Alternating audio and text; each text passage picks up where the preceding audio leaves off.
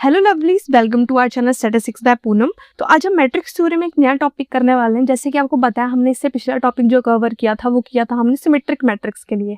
अब आता है हमारे पास स्क्यू सिमेट्रिक मैट्रिक्स। तो स्क्यू सिमेट्रिक मैट्रिक्स क्या है? अगर आपने पिछली वीडियो देखी है, नहीं देखी तो प्लीज जाके देख लो पहले। तो इसमें क्या है कि हमने पिछली वीडियो में ये देखा था सिमेट्रिक मैट्रिक्स में कि अगर हमारे पास कोई स्क्वायर मैट्रिक्स है, अगर हम उसका ट्रांसपोज निकालते हैं तो वो दोनों क्या होता है, इक्वल आते हैं, मतलब उनमें कोई डिफरेंस नहीं होता है। बट इस केस में स्क्यू मैट्रिक्स में एक छोटा सा डिफरेंस है, नथिंग मोर, कि जब आप उसमें स्क्यू जो नॉर्मल सिमेट्रिक मैट्रिक्स था उसमें दोनों चीजें की थी पॉजिटिव थी। अब देख सकते हो इनमें दोनों चीजें पॉजिटिव थी, मतलब कोई भी ऐसा साइन का चेंज नहीं था। बट जब आप स्क्यू मैट्रिक्स निकालोगे तो उस केस में क्या हो जाएगा कि अगर आपके पास कोई भी मैट्रिक्स है ए, अगर आपने उसका ट्रांसपोज निकाला तो जो आप ट्रांसपोज में किया उसका साइन क्या होगा, नेगेटिव हो जाएगा। मतलब आपके पास वैल्यू क्या आएगी, उसकी नेगेटिव वैल्यू आएगी।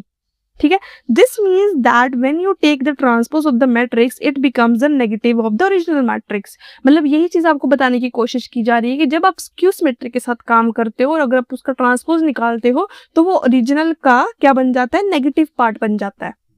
अब इसके लिए एक इंपॉर्टेंट नोट है that all diagonal elements of a skew symmetric matrix are always zero.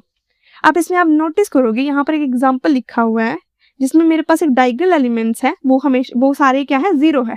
और डायगोनल एलिमेंट्स हमेशा जो है वो ai से डिनोट किए जाते हैं। ai मींस अगर मैं i को 1 पुट करती हूँ तो ये हो जाएगा a11, a22, a33 तक क्यों कर रही हूँ, बिकॉज मेरे को पता है ये 3 into 3 का मैट्रिक्स है।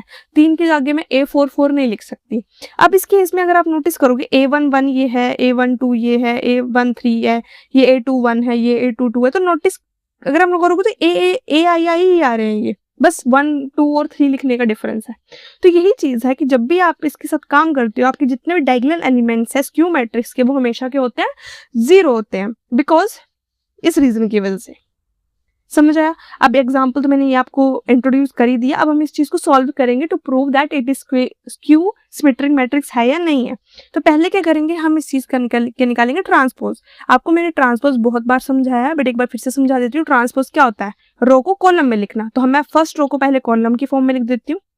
जो लिख रही हूँ ना उसी पे ध्यान रखना है, किसी और पे नहीं रखना है मुझे।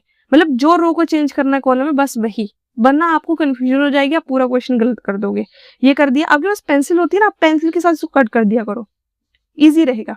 नेक्स्ट मैंने रो 2 को कैंसिल किया, उसको मैं लिख दूंगी कॉलम की फॉर्म में। कोई कुछ नहीं करना, जो जैसे है वैसे लिखो। थर्ड को थर्ड कॉलम की तरह लिख दो, 1 3 0।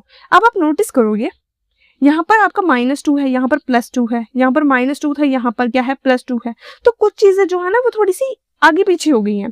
तो स्क्यू मैट्रिक्स में आपको यही प्रूव करना है कि जो आपके पास ओरिजिनल मैट्रिक्स है, वो जो आप जब उसका ट्रांसपोज निकाल दोगे वो क्या हो जाएगा, नेगेटिव हो जाएगा उसका ओरिजिनल का।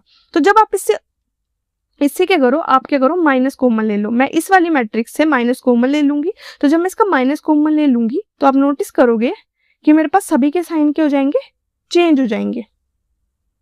अब आपने देखा माइनस बाहर निकालने के बाद मेरे पास ये जो मैट्रिक्स आती है वो क्या आती है, बिल्कुल इसके सेम। इसको मैं -a लिख सकती हूँ। तो आपने देखा कि मैं इस मैट्रिक्स को इस फॉर्म में लिख सकती हूँ। तो जो चीज हमको चाहिए वो हमें मिल गई। तब हम इसको कह सकते हैं कि hence A is the skew symmetric matrix. बस यही चाहिए था, बस और कुछ नहीं। अब इसकी कुछ की प्रॉपर्टीज है।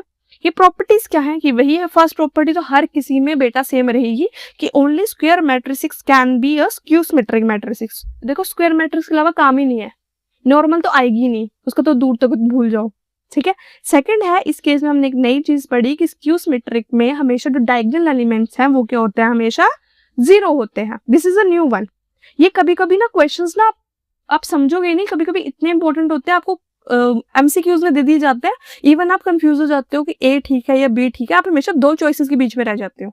इसलिए ये जो पॉइंट्स लिखे हैं ना मैंने, इनको प्लीज थोड़ा ढंग से समझ लेना, बिकॉज ये पॉइंट्स बहुत इंपॉर्टेंट है।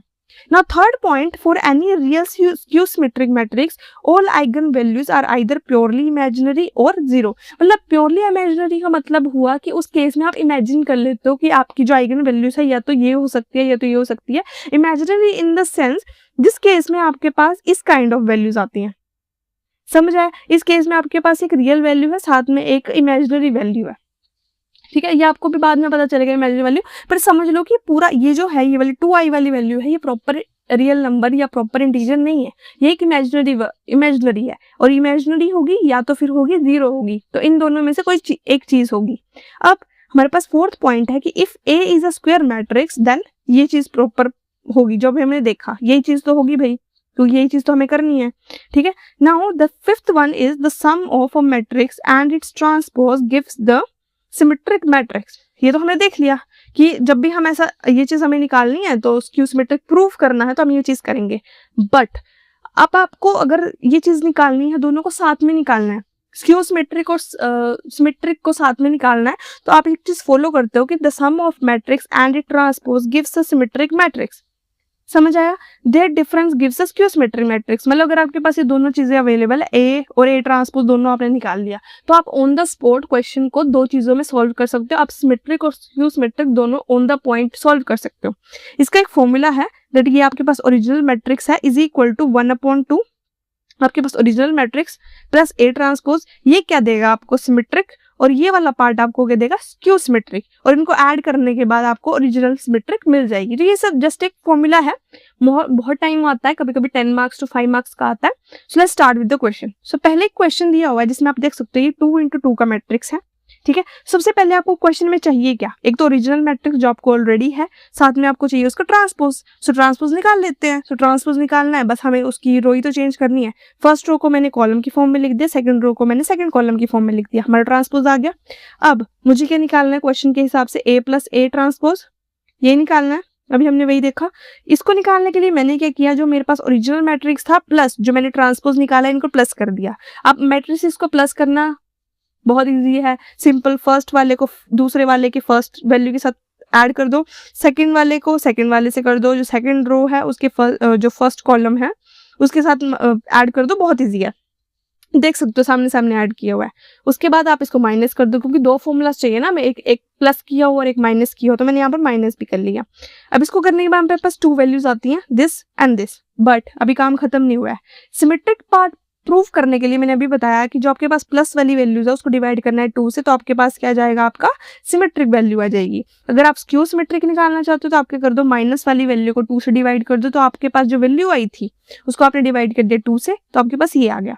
अब अगर आप फाइनली जो आपके पास ये 2 पार्ट्स आए हैं इनको ऐड कर दोगे तो आपके पास एट लास्ट में क्या जाएगी, आपकी ओरिजिनल वैल्यू। तो यही चीज है कि जब आपको प्रूफ करने के लिए बोला जाए कि इस चीज से प्रूफ करो कि ये सिमेट्रिक है या नहीं है, ये स्क्यू सिमेट्रिक है, और इसे प्रूफ करो कि ये जो है वो मतलब फॉलो कर रहा है कि दोनों पार्ट्स हैं या नहीं। मतलब बेसिकली ये क्वेश्चन हमेशा तभी आता है जब आपको ये चीज बोली जाती है कि दोनों को एक साथ प्रूव करो और लास्ट में उसका ओरिजिनल आउटपुट निकालो। सो ये भी one of the most important questions है जो हमेशा पूछा जाता है। This is one you can say class 10th 11th 12th ये हमेशा हमने भी पढ़ा है।